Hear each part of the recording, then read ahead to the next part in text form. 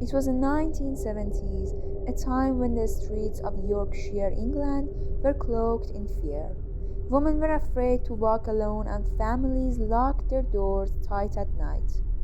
An unseen predator roamed in the dark, leaving behind a trail of horror that would mark the country forever. His name was Peter Sutcliffe, but the world would come to know him as the Yorkshire Ripper, a man who terrorized northern England with a spree of unspeakable brutality. The story begins in 1975 as Yorkshire faced an unease that would soon transform into outright terror. Peter began targeting women in the work class neighborhoods, often lurking in quiet alleys and waiting for the right moment to strike. The police initially struggled to see the pattern, believing these brutal assaults were isolated incidents. But as the bodies began to mount and horrifying similarities surfaced, the people of Yorkshire knew a monster was in their midst. Victims came from different walks of life, but many were vulnerable women who were forced to navigate dimly lit streets to earn a living or return home. Their tragic fates were revealed in headlines that rocked the country, stoking fear among families who now lived with the terror of a serial killer in their midst. The details of how he struck and the brutal injuries inflicted created a tension that seemed to darken the streets themselves. No one felt safe, and the fear gripped Yorkshire like a vice, changing daily routines and disturbing entire communities. The police scrambled to catch up with the nightmare unfolding around them. Hundreds of officers worked around the clock, pursuing every possible lead, and the city became a hotbed of surveillance and patrols. But Sutcliffe was cunning, and with each murder, he slipped further from their grasp, taunting investigators with his ability to vanish into the night. The tension in Yorkshire intensified with every failed lead, and whispers of the Yorkshire Ripper circulated with a terror that no one could escape.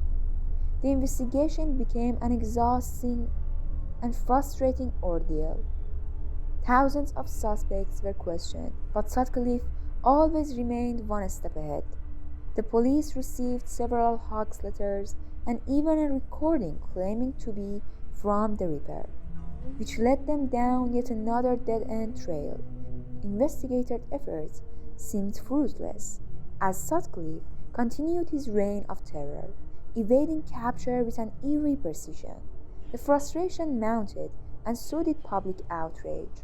Women began to live with a constant sense of dread, some even altering their lives completely, refusing to go out at night or ensuring that they were never alone.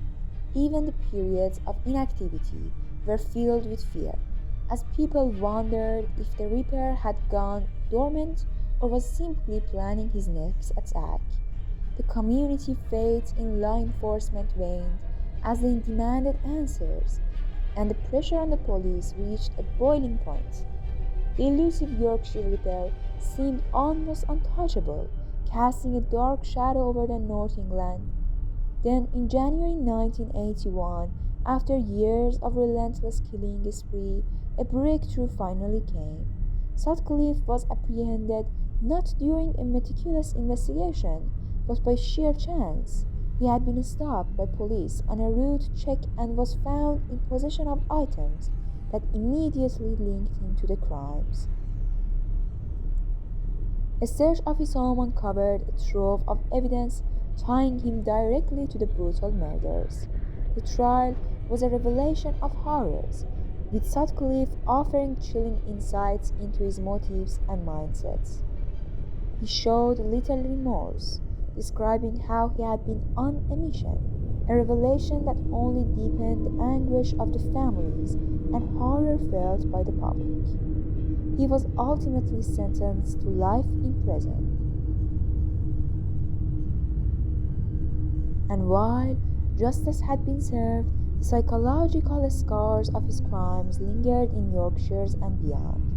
The story of Peter Sutcliffe, the Yorkshire Ripper, serves as a reminder of the terror that one individual can inflict upon a community, and how fear can become embedded in the very atmosphere of a place.